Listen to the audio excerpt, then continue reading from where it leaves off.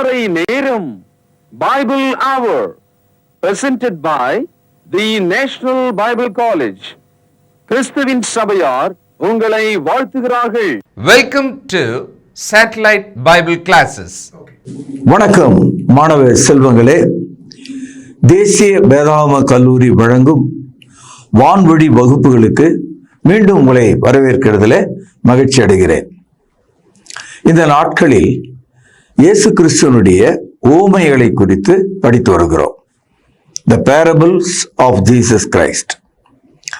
அன்பும் பாசம் உடைய கண்மணிகளே, தோழர்களே, விருப்பமும் கீழ்ப்படிதலும் உள்ள வேத மாணவர்களே, அவர்களுடைய குடும்பங்களில் இருக்கிற பெற்றோரே, உறவினர்களே, உங்கள் அனைவரையும் வாழ்த்தி கர்த்தருடைய வார்த்தையை கேட்டு நல்ல இறுதியும் உள்ளவர்களாய் நீங்கள் மாறும்படி உங்களை நான் ஆசீர்வதிக்கிறேன். இயேசு கிறிஸ்து தமது வார்த்தையை கேட்டு நடக்கிறவன், நடக்காதவன், இரண்டுக்கு என்ன வேறுபாடு? இதற்கான ஒரு ஓமையை சொல்கிறார். லூக்கா எழுதிய சுவிசேஷம் 6வது அதிகாரம் 46 முதல் 49 வசனங்களில் இந்த பகுதியை நாம் படிக்கிறோம். அதாவது இயேசுனுடைய வார்த்தையை கேட்டு அதன்படி நடக்கிறவன், அதன்படி நடக்காதவன்.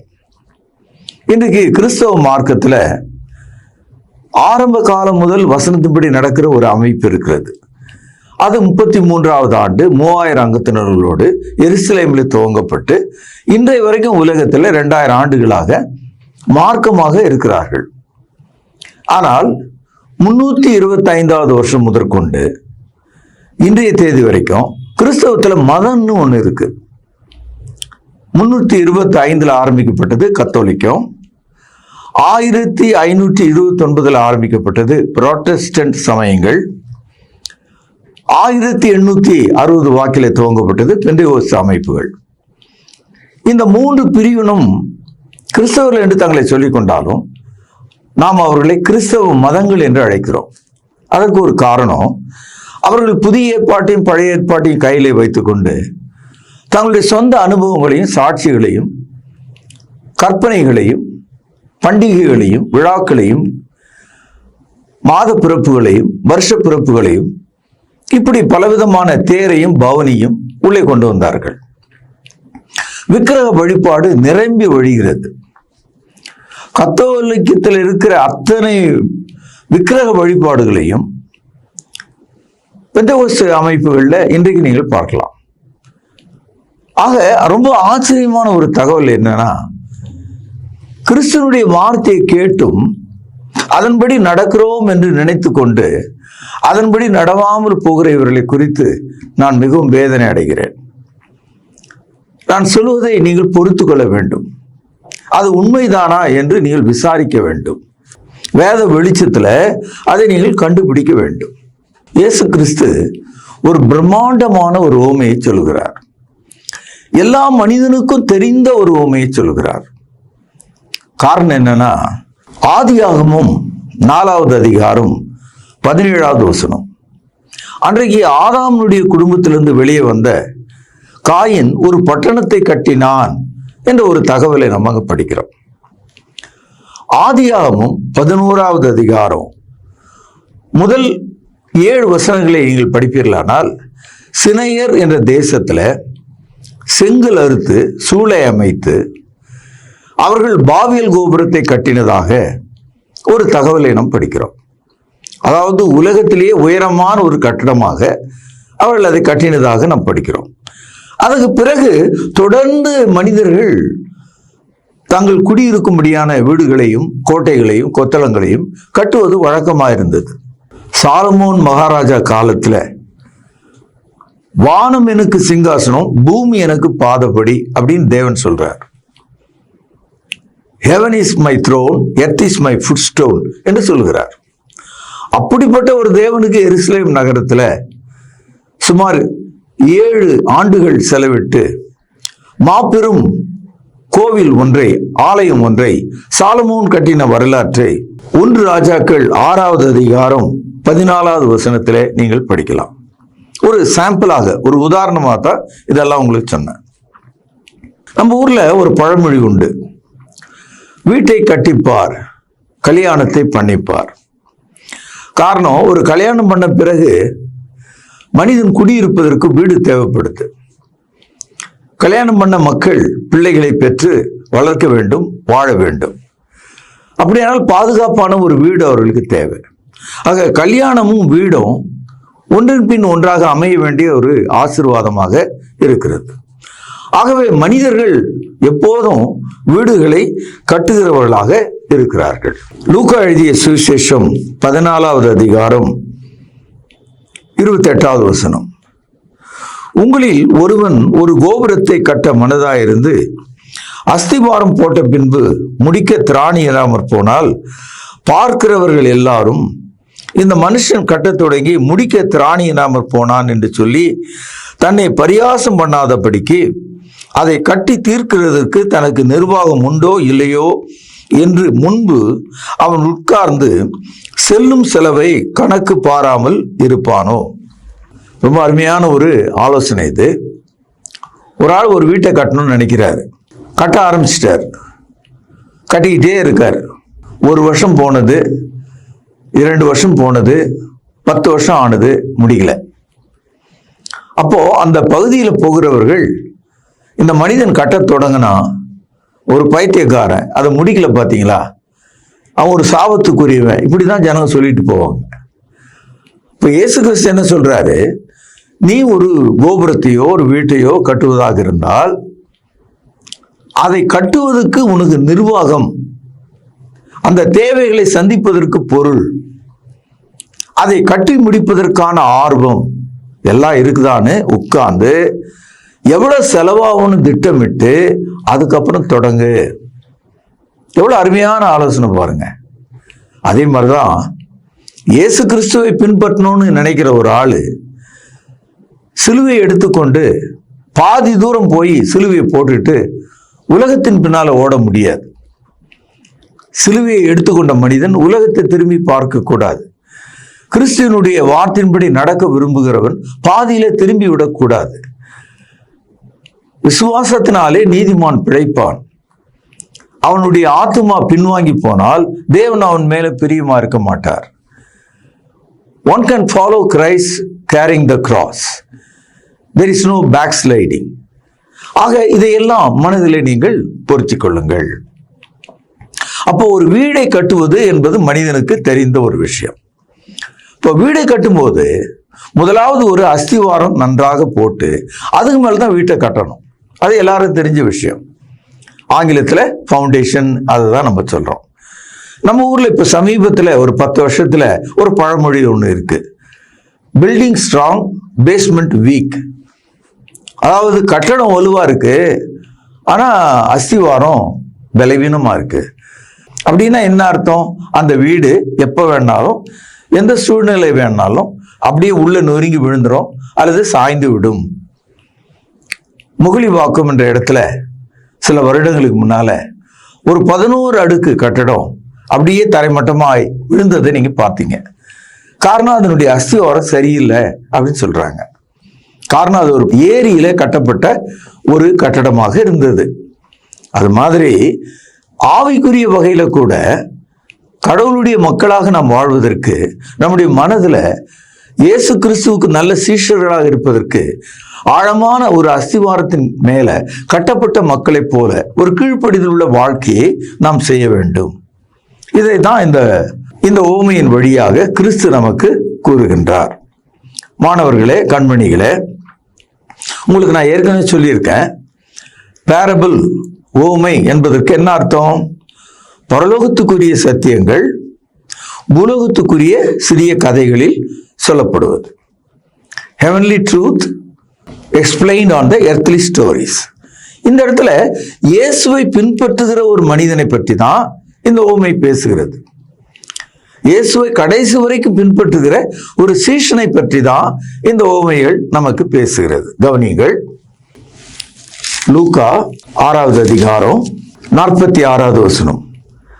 என்னை ஆண்டவரே ஆண்டவரே என்று நீங்கள் சொல்லியும் நான் சொல்கிறபடி நீங்கள் செய்யாமல் போகிறது என்ன? இயேசுவை ஆண்டவர்னு சொல்றாங்களாம். கத்தோலிக்கர்களும் சொல்றாங்க, புராட்டஸ்டன்ட் மக்களும் சொல்றாங்க, பெந்தேகோஸ்தே மக்களும் சொல்றாங்க. ஆண்டவரே ஆண்டவரே, லார்ட் லார்ட் என்று அழைக்கிறார்களாம்.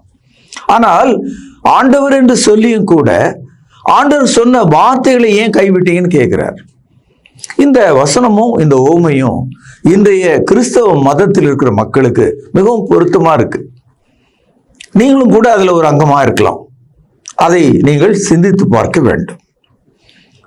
இப்பெல்லாம் சபையில சில பேர் சொல்றாங்க, நான் தான் பிரசிடென்ட்டு, நான் தான் இந்த சபையை தொடங்கினேன், நானும் என்னுடைய குடும்பம் தான், அப்படியெல்லாம் பேசுறவங்கலாம் உண்டு. ஆனா சபை என்பது மனிதர்களால் தொடங்கினது அல்ல. அது கிறிஸ்துவினால அவருடைய மரணத்தின் மூலம் அஸ்திவாரம் போடப்பட்டதாக இருக்கிறது. இயேசுனுடைய மரணம் தான் சபைக்காக போடப்பட்ட ஒரு அஸ்திவாரமாக இருக்கிறது. அதன் மேல கட்டப்பட்டவன் தான் கிறிஸ்தவனாக இருக்கிறான். எபேசியர் 2வது அதிகாரம் 20 முதல் சில வசனங்களை பாருங்க.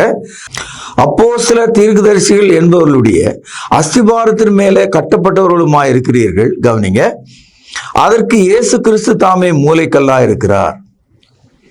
அப்போ ஏற்கனவே சபையானது இயேசு கிறிஸ்துவாகிய மூலைக்கல்லின் மீது, அந்த அஸ்திவாரத்தின் மீது வைக்கப்பட்ட ஒன்றாக இருக்கிறது. 1 கொரிந்தியர் 3வது அதிகாரம் 11வது வசனம் பாருங்கள். போடப்பட்டிருக்கிற அஸ்திபாரமாகிய இயேசு கிறிஸ்துவை அல்லாமல் வேறு அஸ்திபாரத்தை போட ஒருவனாலும் கூடாது. The foundation already laid by Jesus Christ. வேற ஒரு அஸ்திபாரத்தை மனிதன் போட முடியாது. அதனாலதான் மார்க்கம் 33வது ஆண்டு எருசலேம் நகரத்துல 3000 அங்கத்தினர்களோட இந்த அஸ்திவாரத்தின் மேல தொடங்கி இருக்கு.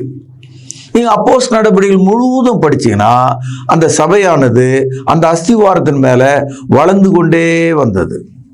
இன்னைக்கு 2000 ஆண்டுகளாக அந்த அஸ்திவாரத்தின் மேல ஜீவனுள்ள கற்களாக நாம் அடுக்கப்பட்டு கொண்டே வருகிறோம்.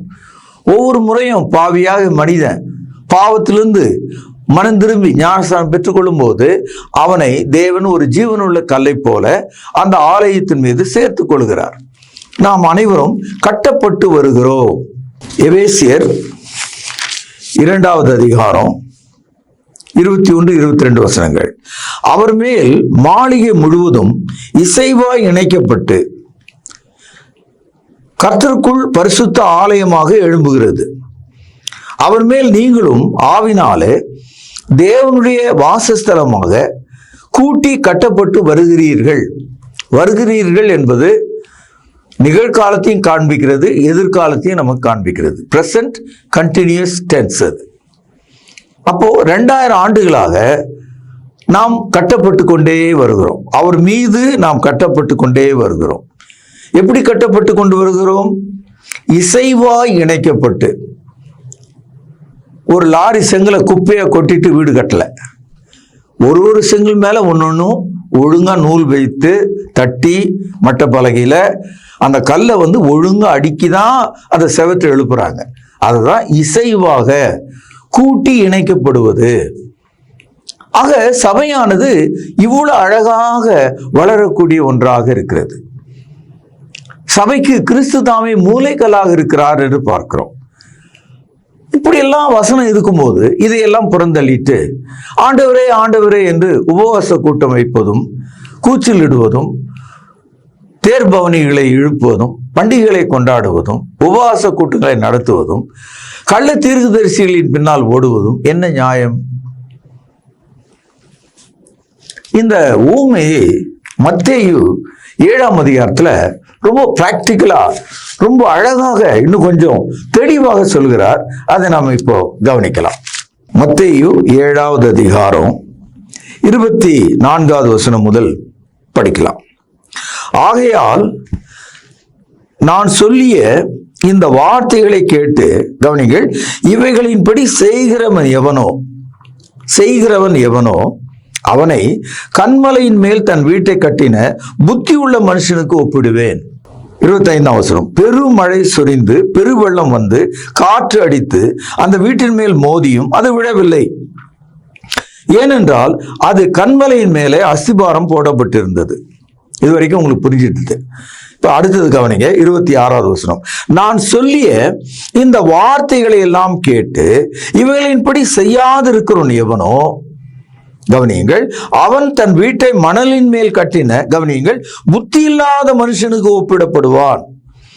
பெருமழை சொரிந்து பெருவெள்ளம் வந்து காற்று அடித்து அந்த வீட்டின் மேல் மோதின போது அது விழுந்தது, விழுந்து முழுவதும் அழிந்தது என்றார். இயேசு கிறிஸ்து அவருடைய வார்த்தையின்படி கேட்டு நடக்கிறவன், நடக்காதவன். அதற்காக இந்த ஊமையை சொன்னார். ஒருவன் கண்மலையில தன் வீட்டை கட்டுகிறான். அங்கே அவன் ஒரு அஸ்திபாரம் போட்டு அந்த வீட்டை அங்க துவங்குகிறான். பெருமழை வந்தது, பெருவெள்ளம் வந்தது, இயற்கை சீறியது, பூமி அதிர்ந்தது. ஆனால் கண்மலையின் மேல் கட்டப்பட்ட வீடு அழகாக நின்றது. புதிதாய் பிறந்த ஒரு குழந்தை போல நின்றது.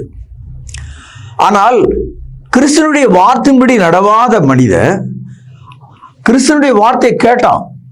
கேட்டும் 100% ஆப்போசிட் டைரக்ஷன்ல கேட்டும் அவன் உண்மையில்லாதவனாக. ஆதாம் ஏவாள் ஏதேன் தோட்டத்துல தேவனுடைய வார்த்தையை கேட்டாங்க. இந்த கனியை புசிக்கும் நாளிலே நீ சாகவே சாவா என்பதை கேட்டும் அவன் நேர் எதிரடியாக அந்த கனியை பறித்து சாப்பிட்டு மரணம் அடைந்து ஏதேன் தோட்டத்தை விட்டு துரத்தப்பட்டாங்க. அதே நிலைமை தான் வசனத்தை கேட்டு நடவாம போன ஒரு மனிதனுடைய நிலைமை. இந்த மனிதன் என்ன செய்தானா, மணல் மேல வீட்டை கட்டினான். மணல் என்பது உறுதி இல்லாத இடம். கையில எடுத்து நாம அந்த மணலை தூவலாம். மணல் ஒன்றோடு ஒன்று ஒட்டி கொள்ளாது. அந்த இடத்துல சின்ன பிள்ளைங்க வீடு கட்டினோம், அதை நம்ம பார்த்துருக்கிறோம். ரெண்டாவது, மணல் கடல் அருகிலும் அல்லது நதியின் அருகிலும் இருக்கும். ஆகவே நதியில பெருவெள்ளம் வந்தா அந்த மணல் அரித்து கொண்டு ஓடும். கடல் பொங்கி சீற்றம் அடைந்தால் மணல் அருகில் கட்டிய வீடுகள் கரைந்து விடும். இது நம்ம எல்லாருக்கும் தெரியும். இப்போ மணல் மேல் கட்டிய வீட்டின் மேல பெருவெள்ளம் மோதியது, பெருங்காற்று வீசியது. அப்பொழுது அந்த வீடு முழுவதும் இறங்கி தரைமட்டமாகி கரைந்து போய்விட்டது. இந்த காட்சி இயேசு கேட்டுக்கொண்டிருக்கிற மனிதனுடைய இருதயத்துக்கு நன்றாக புரியும்படி சொல்றார். இயேசு எதுவும் ஒரு ரகசியமாக உங்களுக்கு புரியாத ஒரு மொழியில புரியாத ஒரு உதாரணத்தை சொல்லாம நன்றாக புரியக்கூடிய ஒரு உதாரணத்தை சொல்றார். புத்தியுள்ள மனிதன் என்று அழைக்கிறார், புத்தி இல்லாத மனுஷன் என்று அழைக்கிறார். நான் கத்தோலிக்கத்தையும் புராட்டஸ்டன்ட்டையும் பெந்தேகோஸ்து அமைப்புகளையும் மதம் என்று சொல்லும் போது உங்களுக்கு வலிக்கிறது, அது உண்மைதான். ஆனால் இயேசு அவர்களை புத்தி இல்லாதவர்கள் என்று சொல்கிறார், ஃபூலிஷ் என்று சொல்கிறார்.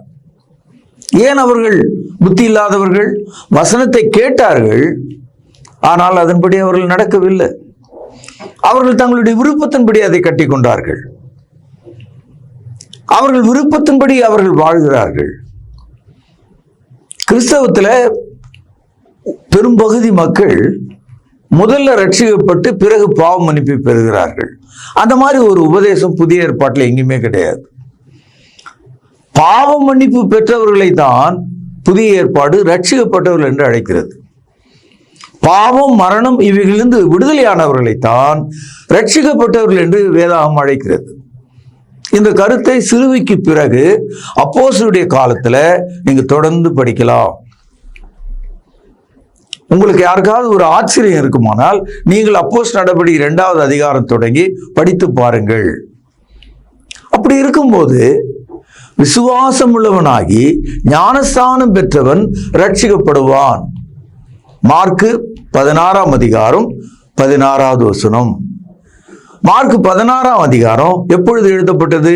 எப்பொழுது அந்த வரலாற்றில் வருகிறது? இயேசு எந்த அதிகாரத்தில் மார்க்ல உயிர்த்து எழுதுகிறார் என்று எழுதுகிறார்? மார்க் 16வது அதிகாரத்தில் தான் இயேசு உயிர்த்தெழுந்த ஒரு வரலாற்றை நாம் படிக்கிறோம். ஆக சிலுவைக்கு பிறகு வந்த ஒரு பகுதி. ஆக மத்தேயு 28 அதிகாரம், அதுல 27 அதிகாரங்கள் பழைய ஏற்பாடு.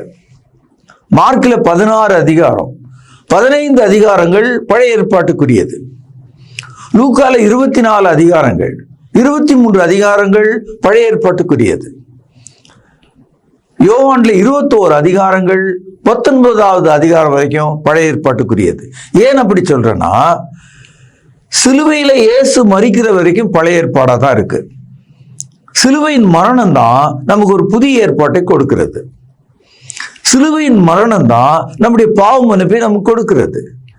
அதனாலதான் சபையானது இயேசு கிறிஸ்துவினுடைய இரத்தத்தினால் வாங்கப்பட்ட ஒன்றாக இருக்கிறது.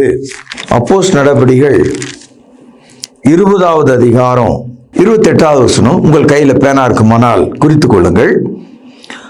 ஆகையால் உங்களை குறித்தும் தேவன் தம்முடைய சுய இரத்தத்தினாலே சம்பாதித்து கொண்ட, கவனிங்க, சம்பாதித்து கொண்ட தமது சபையை, God has purchased the church with the blood of Jesus Christ.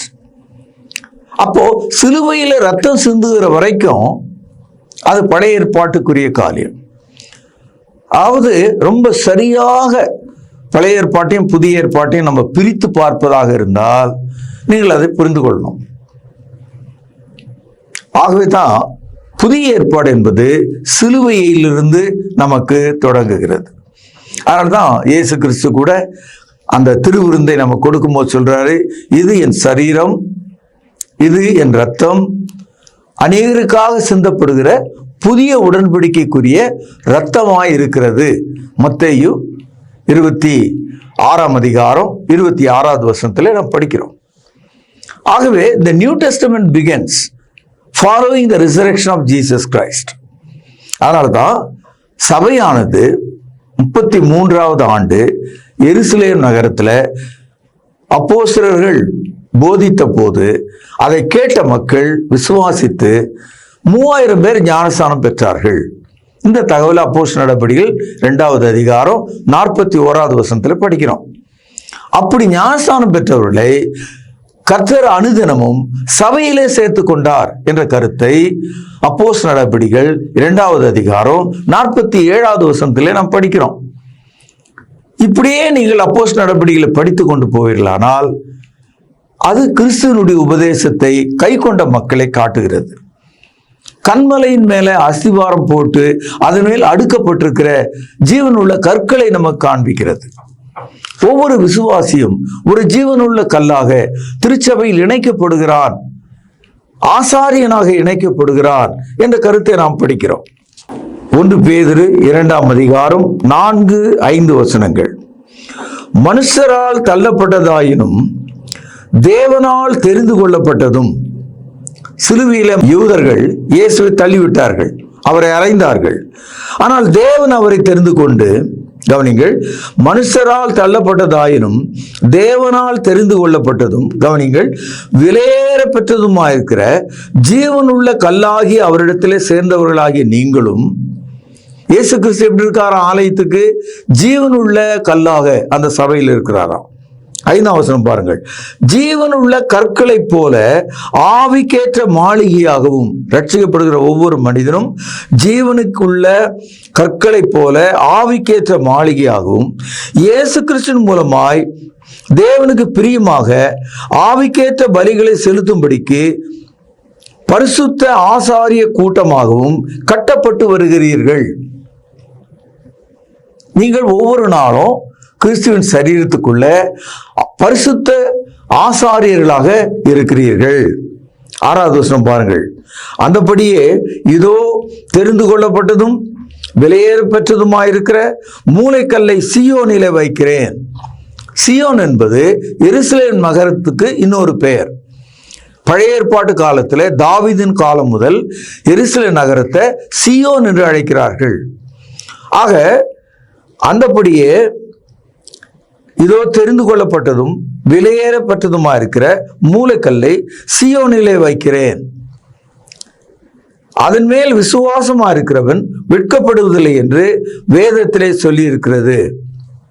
ஆகவே தான் தேவனுடைய பிள்ளைகளாகி நாம் சீயோன் என்று அழைக்கப்படும் எருசலேம் நகரத்திலே வைக்கப்பட்ட அந்த ஜீவனுள்ள கல்லாகி அந்த சபையின் மேல நாமும் இன்றைக்கு இணைக்கப்பட்டு எழுப்பப்படுகிறோம், ஆசாரியர்களாக இருக்கிறோம், தேவனுக்கு பிரியமான பலிகளை செலுத்துகிறவர்களாக இருக்கிறோம். இப்பொழுது உங்களுக்கு விளங்கி இருக்கும் என்ன சொல்றார் இந்த ஊமையில? ஒருவன் என் வார்த்தைகளை கேட்டு அதன்படி செய்கிறவன் எவன் என்பதை உங்களுக்கு நான் காண்பிப்பேன். கண்மலையின் மேலே வீட்டை கட்டினவன் கிறிஸ்துவனுடைய வார்த்தையின்படி நடக்கிறான். மணல் மேல் வீட்டை கட்டினவன் கிறிஸ்துவனுடைய வார்த்தையின்படி நடக்கவில்லை. இந்த போதனையை கேட்ட மக்கள் அவர்களுடைய மனம் எப்படி இருந்தது என்பதை இந்த வசனத்தில் நீங்கள் பார்க்கலாம். மத்தேயு 7வது அதிகாரம் 28 முதல் படிக்கிறேன், கவனிங்க. இயேசு இந்த வார்த்தைகளை சொல்லி முடித்த போது அவர் வேத பாரகரை போல போதியாமல் அதிகாரமுடையவராய் அவர்களுக்கு போதித்தபடியால், கவனிங்கள், ஜனங்கள் அவருடைய போதகத்தை குறித்து ஆச்சரியப்பட்டார்கள்.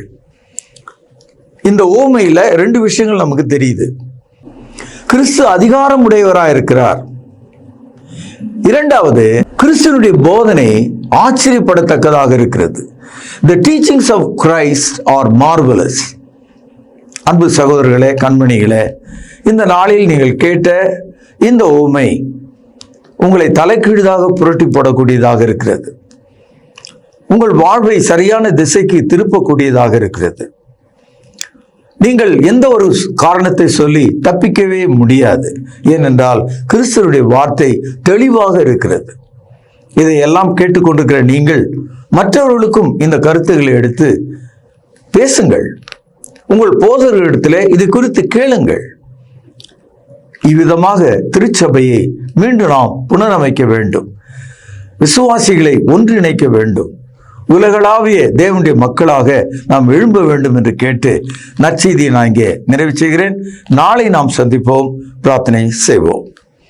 மகா பரிசுத்த நிறைந்த அன்பான தகப்பனே, அதிகாரமுடைய ஆச்சரியமான இந்த ஊமையின் விளக்கம் மிக தெளிவாக எங்களுக்கு இருக்கிறது. நாங்கள் நன்றாக புரிந்து கொண்டோம். அதன்படி வாழ எங்களுக்கு உதவி செய்திடலாம். எங்கள் பாவ குற்றங்களை மன்னியும். ஆண்டவர் இயேசுவின் நாமத்திலே ஜெபத்தை கேட்டருளும். பரிசுத்த நிறைந்த எங்கள் நல்ல பிதாவே, ஆமென். தொடர்பு கொள்ள வேண்டிய முகவரி: திருமறை நேரம், 58 சர்ச் தெரு, குமரன் நகர், சென்னை 6,82,000. செல்போன் 9385500882. கர்த்தாவே, தேவர்களில் உமக்குப்பானவர் யார்? வானத்திலும் பூமியிலும் உமக்குப்பானவர் யார்?